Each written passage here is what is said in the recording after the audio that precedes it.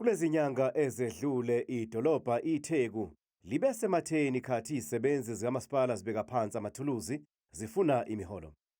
Lokhu kwaholela ekutheni kube nokungcola eThekwini namaphethelo. UMncwango uthi uma nje benqoba ukhetho bazosibuyisa isithunzi seTheku ngokulibeka phansi kweso lomlawuli.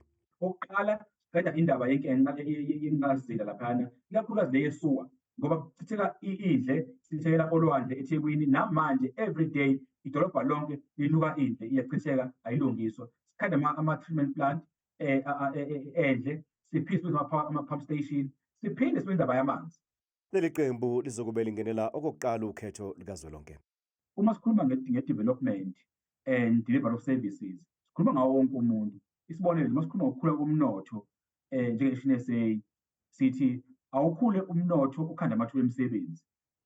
Okusho ukuthi amanye amazwi uma sikhuluma ngokukhula komnotho we also talk about small businesses.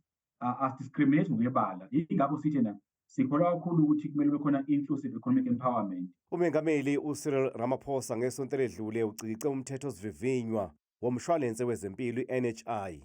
I-Action SA inomunye umbono nge-NHI. Ibhedlela ey'khona eduze kwethu yilezi kahulumeni. Njengamanje sinodokotela abangasebenzi abahleli emakhaya. So i-NHI izosiza ngalutho. Uhulumeni wethu Action SA soqasha odokotela silungise iy'bhedlela la khona abantu. Nakho-ke okunye i-Action SA ekwethembisa umvoti uma eyivotela kulolu khetho.